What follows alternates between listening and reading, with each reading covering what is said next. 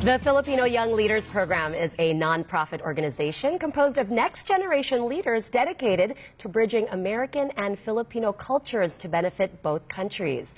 Established in 2012 by former Philippine ambassador to the U.S., Jose Quisha, to identify and nurture outstanding young professionals in Filipino communities across the U.S. The program brings 10 delegates each year to Metro Manila for a week-long immersion experience. And today, we have two of them in the studio, Joshua Price and Charlynne Mcginnis. Thank you so much, both of you, for joining us this morning out of your busy week-long schedule. Yes. Well, thank you so much for having us. Yeah, I wanted to get first your insights on how the program has been going and what you really wanted to get out of this experience. You can start with Joshua. Well, it's an amazing experience and it's an amazing opportunity, and we can't be even more thankful to Ambassador Quisha and, of course, all of our partners, Ayala and the Philippine Embassy in D.C. and, of course, the DFA for bringing us here and letting us experience this amazing trip.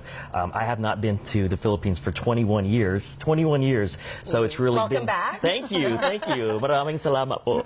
So it's been a really eye-opening experience for me, very life-changing, and to see the growth here in the Philippines and to be able to experience the culture again, it's an amazing opportunity. And what specifically did you want to get out of this experience? Because you have to apply for this program. Correct. And it is highly competitive. Again, 10 across the whole United States. But for me, it's really just reconnecting with my roots, learning more about the history of the Philippines, the heritage, and then also seeing where it's going. And you're from Arkansas. I wanted to say that. I'm from Arkansas. I don't know if the viewers could tell a little bit of an accent there, but Arkansas. I'm an Argentino. From the South. Yeah, very good. Well, there's not that many Filipinos to begin with, so that's a unique experience in itself. Let me turn to you now, Charlynne. Tell us about your experience and what brought you to this program. Well, so I didn't know about the program till 2 days before the deadline. But then I was very curious as to what this FYLPRO program was about. And sure enough, the stars just aligned and, made it. And really for me, it's going back to my roots, relearning who I'm about as a Filipino. Because when you're in the States, you're just brown-skinned. Like they say Asian American. And we're just under that umbrella. So to be able to highlight Filipinos and Filipino culture, that's something that we can bring back. Even in the States, it's very regionalistic.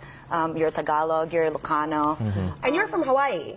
Yes. In the military. Yes. Aloha. Yeah. Yes. Tell us about your work and what you want to bring back from this experience to your job, or actually just to your experience in general in Hawaii. Well, so I'm in the team of 15 very motivated young leaders. They're all under 25. So I'm in charge of flying drones for the Indo-Pacific Command, so covering half of the world's surface. So from our old commander used to say from Hollywood to Bollywood, from penguins to polar bears. So that's a huge chunk of the world. And $3 billion worth of assets. That's huge for professionals who are under 25. So just that experience, getting to link the cultural aspects, because majority of them are Asian Americans, getting to the why they do the things that they do. It's not just the job itself, it's the relevance. So that's really what I'm looking forward to. It's a lot of listening this time around and not leading. And I'm looking forward to the rest of the program. Yeah, well, that's good. I think in general, you guys are in fields that don't have much Filipino representation. No, not at all. Military and politics. Yes. What are the challenges that you find in America when you're trying to, I guess, represent Filipino culture? Is there any kind of big challenges? Well, for me, there's actually a pretty decent Filipino-American population in the state of Arkansas. We have an Air Force base, we have several hospitals. A lot of the Filipinos there have the same story as my mom, registered nurse, recruited to the States. You actually ran for office. I did, yes. I did. So I am the first Filipino-American and actually first Asian-American to ever run for statewide office within the state of Arkansas.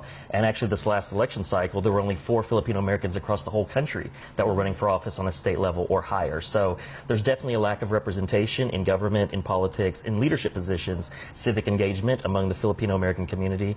And so really part of my immersion experience is to learn more about the culture, learn more about the history, so I could better represent the Filipino-Americans in my district, in my state, or throughout the whole South, or the United States. What's the sentiment that you find amongst the community, the non-Asian community, about Filipinos? Are they receptive to, having a Filipino elected leader? I know you didn't win. But... I didn't win, but I got 34% of the vote in a district district That's pretty good. that was 2% Asian. So obviously Wow. there was a lot of crossover appeal. I couldn't really rely on a Filipino vote to carry me through.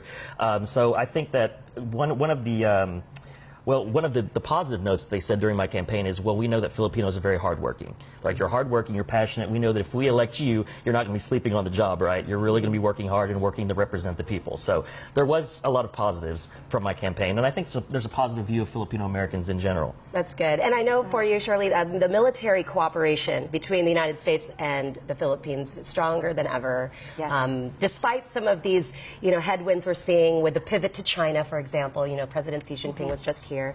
As someone in the military, how have you seen the Philippines and the U.S. really work together to build that relationship? So I really saw that back in 2016. That was the first time that I was back in the motherland as a military officer. I participated in Balikatan, and that was the first time that I actually saw the interaction between Filipinos and Americans working together for a joint objective. There were a lot of frustrations, but it's always for the better good. Fast forward to now, like you said, stronger than ever. There were some bumps along the way, but yeah, the U.S. remained committed to the strongest alliance here in the region. And for you too, I know as part of the project, you have to have this legacy program to bring back to your respective states and sectors. What do you hope to glean from here and share? I guess from what you've experienced so far, you still have a couple more days. Yes. But what do you hope to at least bring back and present? Well, for me, the knowledge I had growing up of the Philippines was what my mom taught me, what my titas and titos taught me, and she had escaped martial law. So sometimes I don't feel like I'm getting the really accurate picture of what's going on in the Philippines now. So it's been so important for us to be here, because now I feel like the more I know about the history of the Philippines, I can help mold the future of what we're going to do as far as Filipino Americans in the States. You can't, know where you're going unless you know where you came from. So as someone that will hopefully win my next election. We'll be rooting for you. Thank you. Positive vibes. I think that's something that will help me be a better leader and better represent the Asian Americans and Filipino Americans, especially in my district and in my state. Well, 4 million in the United States, right? So we are not a small group. No, we are not. And you, Charlynne, what about your legacy project and what you want to bring back? So because of the sensitivities of my job. Oh, you can't tell us. No. You'd have to kill us or something. So my legacy project revolves around health and fitness. In the state of Hawaii, 1 in 4 Filipino Americans are obese. So that's a staggering number that needs to be addressed. And it's something that we talked about with our respective consulate generals. So for my legacy project, it's really starting a 5K fun run around Ala Moana Beach Park. So you know how the Filipinos love food. Everything is about food, right? Like, you tell them free food, they'll come. So for my 5K, instead of just a 5K run, because who wants to do a 5K run early morning, right? So every kilometer there will be a food station to sample Filipino food. And then at the end of it, because we need more food, we'll do a boodle fight and maybe like a lechon on the side. I love it. Boodle fight. Bring in that military aspect in there as well. It really is the sense of community. Yes, yes. Just finally, there are a lot of gaps in terms of the cultures, in terms of understanding, especially when you're here in the Philippines. Phil-Ams that move here, I feel, can get a little bit frustrated with what they experience on the ground in terms of starting up businesses or changing mindsets, community building. What would be your message to our viewers?